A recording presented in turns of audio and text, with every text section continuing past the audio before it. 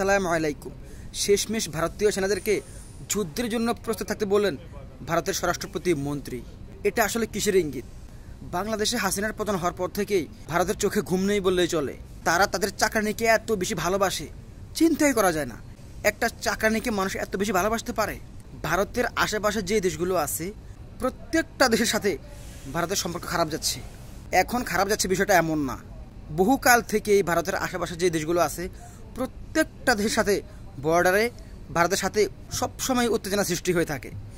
শুধুমাত্র বাংলাদেশ ছিল যার ব্যতিক্রম, সেটা শুধু একমাত্র হাসিনার আমলে এবং আওয়ামী লীগের আমলে। বাংলাদেশ জন্মের পর থেকে বাংলাদেশের অনেক প্রধানমন্ত্রী ছিল, বাংলাদেশে অনেক দল ছিল, কারো আমলে ভারত বাংলাদেশের মধ্যে এতটা আধিপত্য বিস্তার করতে পারেনি যতটা আওয়ামী লীগের আমলে ভারত বাংলাদেশে আধিপত্য বিস্তার করেছে। এখন আওয়ামী লীগের পতনের সাথে সাথে ভারতের ঘুম হারাম হয়ে গেছে। তারা নানানভাবে ষড়যন্ত্র করে ডক্টর ইউনূসকে ক্ষমতাচ্যুত করতে ব্যর্থ হয়েছে ভারত। তাই এখন শেষমেশ সব চেষ্টা বিফল যাওয়ার পরে তারা এখন তাদের সেনাবাহিনীকে প্রস্তুত থাকতে বলেছে, যে কোনো সময় যে কোনো দেশের সাথে তারা যুদ্ধ করতে পারে। এখন আমাদের করণীয় কি? আমরাও কি আমাদের সেনাবাহিনীকে যুদ্ধের জন্য তৈরি থাকতে বলবো? না, কোনোভাবেই না। কারণ ভারত যদি আমাদের সাথে কোনো রকম যুদ্ধে জড়ায় তাহলে আশেপাশের চীন, পাকিস্তান তারা কখনোই বসে থাকবে না।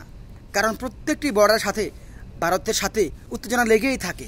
তাই ভারত যদি কোনোভাবে বাংলাদেশের সাথে যুদ্ধে জড়ায় তার আগে তাদেরকে তিনবার ভাবতে হবে। ভারতের স্বরাষ্ট্রমন্ত্রীর এই মন্তব্যে তাদের সেনাবাহিনীকে যুদ্ধের জন্য তৈরি থাকতে বলে তারা অনেক বড় ভুল করেছে। তারা হয়তো তাদের চাকরানিকে ক্ষমতায় বসানোর জন্য তারা আমাদের সাথে সামরিক বাহিনী দ্বারা যুদ্ধ করবে, কিন্তু আমরা 20 কোটি বাংলাদেশি মানুষ, আমরা সব সময় তাদের সাথে তাদের পণ্য দ্বারা আর্থিকভাবে যুদ্ধ করব।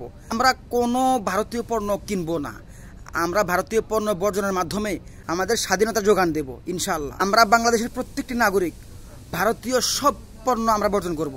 আমাদের দেশীয় যে পণ্যগুলো আছে আমরা সেই পণ্যগুলি কিনবো। আমরা ভারতীয় প্রত্যেকটি পণ্য বর্জন করব। বাংলাদেশ থেকে প্রতি বছর প্রায় 599 বিলিয়ন ডলার ভারতে যেত বিভিন্ন আমদানির মাধ্যমে। আমরা সেই আমদানি যতটুকু সম্ভব কমিয়ে দিয়ে আমরা তাদের পণ্য বর্জন করব এবং সেই পরিমাণ টাকা আমাদের দেশে আমাদের রিজার্ভ থাকবে। তাই আমাদের সবার উচিত, ভারতীয় বাহিনী যদি আমাদের সাথে যুদ্ধ করে, তারা যদি সামরিক বাহিনী দ্বারা আমাদের সাথে যুদ্ধের জন্য প্রস্তুতি নেয়, তাহলে আমরা তাদের সব পণ্য বয়কট করে আর্থিকভাবে তাদের সাথে যুদ্ধ ঘোষণা করব ইনশাআল্লাহ।